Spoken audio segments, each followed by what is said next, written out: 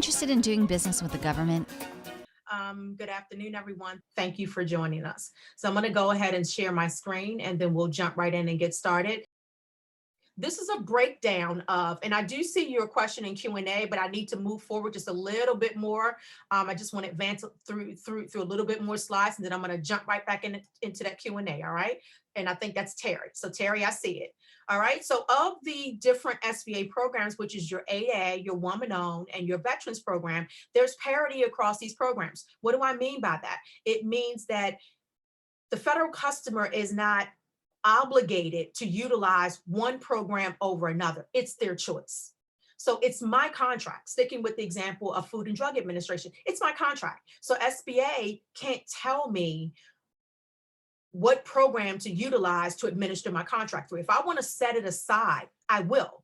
If I don't want to, I don't have to. So that's what parity means. And the reason why I'm bringing this up is you may speak to a contracting officer that says to you, very flippantly, I would award the contract to you, but I can't because I have to, it must be an 8A set aside because it's mandated to be an 8A set aside and you're not 8A certified. That's the only way that statement is true is if the requirement that you all are speaking of, that contract, is already in the 8A program.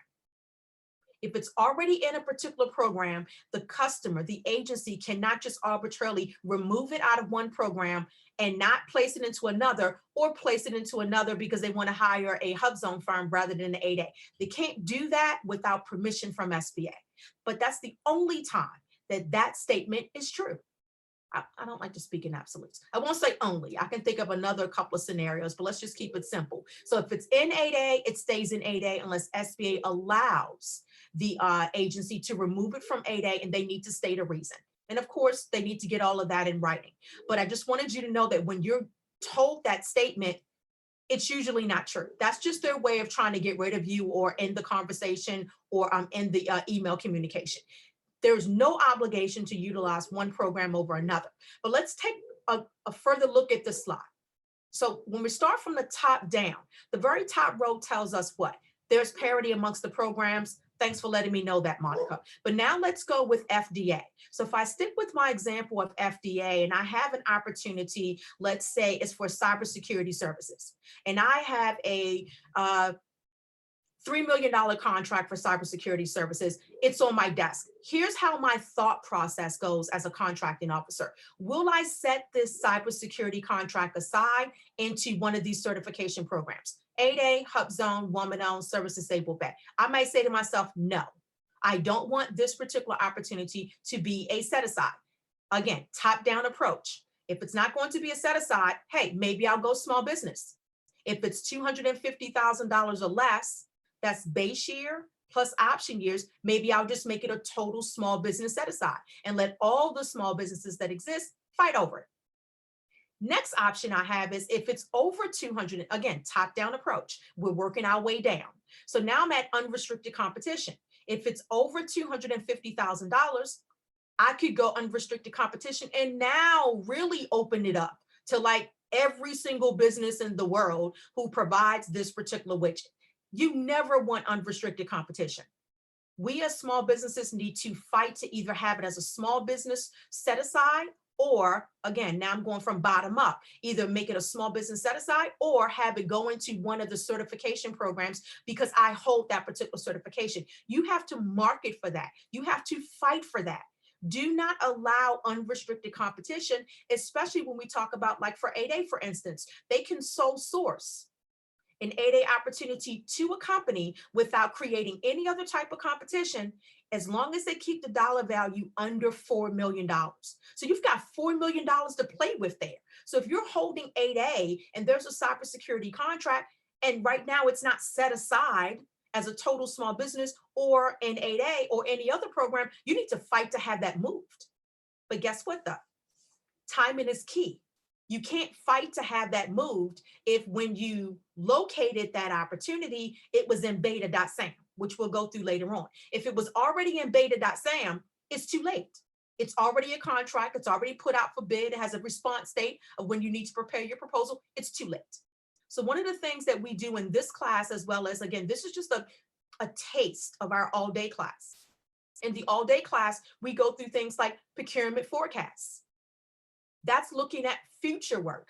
Instead of concentrating so much on now, bidding now, where you get to change things, or at least request that they be changed, such as my scenario, is under the forecast because it's not a contract yet. That's part of that shake hands, kiss babies, building those relationships prior to. But if you're just one of those types of firms where all you do all day is check beta.sam looking for work, you've missed it. You are missing what true marketing for your company is like and how to truly look for work. You are waiting for it to be shown to you versus you going out and finding the forecast and just going for it. But again, in my scenario, you can only have things moved if they haven't decided on a certain type for set aside. Is under the forecast level and not when it's already a contract.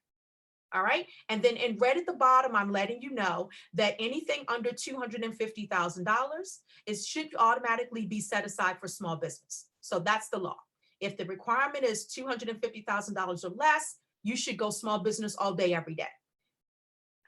I'm afraid I'm one of those people, little bit of good news, little bit of bad news. So that's your good news, is that there's something in the regulations, in the law, that says if it's under 250, it should automatically go to small business. But here's the loophole in that.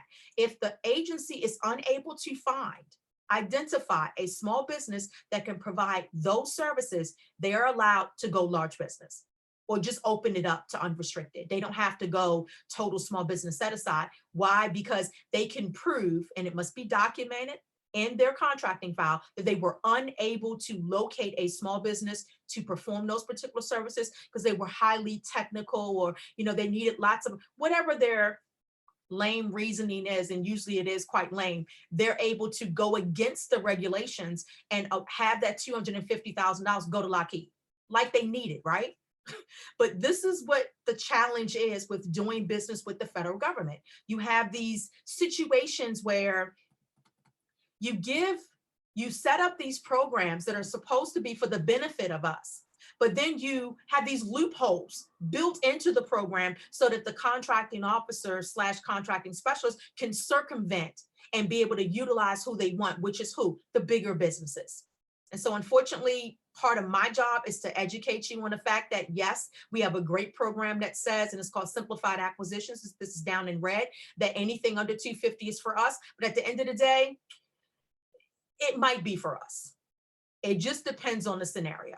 Okay, so I'm going to take a pause and look at Terry's question here. So Terry, as a new business, which designations are most important and which should we start with to obtain? We qualify as a small business and a woman-owned. So that's a little bit of a loaded question. So if you are a new business, that means you have not generated a lot of revenue. So you definitely cannot qualify for 8A. 8A has a mandate that you be in business for at least 2 full years. But the HubZone program, the Woman-Owned Small Business Program, and the Service Disabled Vet Program does not require, they don't have a time in business requirement. So what you'll need to do is take a look at the eligibility for each of those programs, and that's HubZone, Woman-Owned, and Service Disabled Vet, and make sure you meet the eligibility criteria. But those 3 do not have a time in business requirement. So I cannot say to you which ones you should go for. You need to check eligibility first. And that's actually what we're about to jump into. All right. Everyone have a great day. Bye-bye.